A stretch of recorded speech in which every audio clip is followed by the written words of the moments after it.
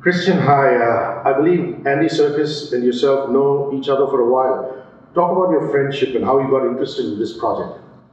Yeah, we first worked together when I was 19 years old, back in Denmark many years ago. Andy has always been an actor that I respected greatly and liked immensely. He's a wonderful guy. And so when he chose to start directing, I'd seen the films which he's come to be the master of in terms of performance capture, as Gollum, as King Kong, and then in the Planet of the Apes series as Caesar.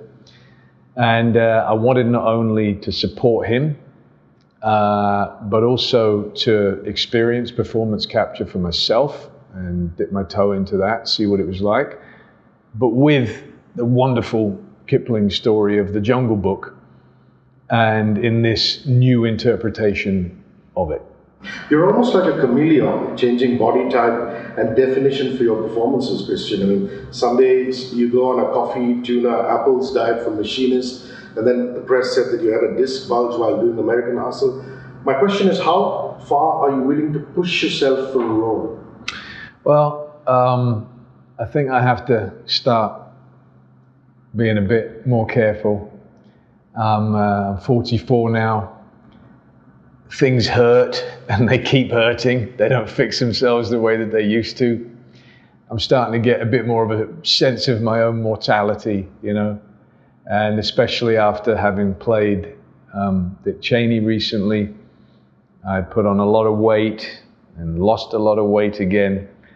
And I think I've got to start to put the brakes on it a little bit. But performance capture is something very intriguing, because my experience with working on Mowgli did lead me to wonder, with a blend of the wonderful artistry of the makeup people that I worked with on Cheney, mixed with performance capture, is this a brave new world where we will be able to create limitless appearances without me having to put on a lot of weight or lose a lot of weight or alter myself? It's intriguing. I'm not sure that we're there yet, but we might be soon.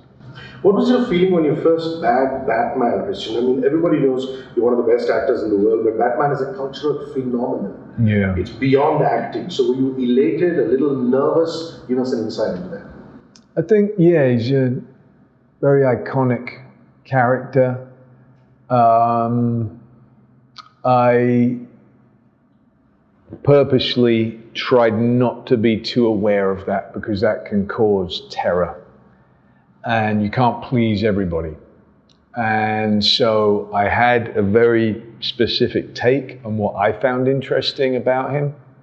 Chris Nolan concurred because he cast me, and I auditioned. I showed him how I thought the character should be portrayed.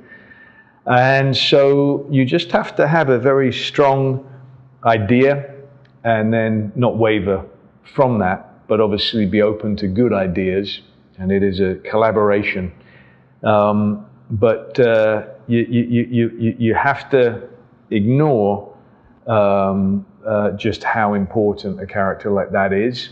Otherwise, you just sort of shrivel up and end up trying to please everyone, and you please nobody. I know you've been to the north of India, Rajasthan. The takeaways from there, and you're planning to go down south in your next visit, India for you. I would love to. I'd love to go now, but we do have to return home.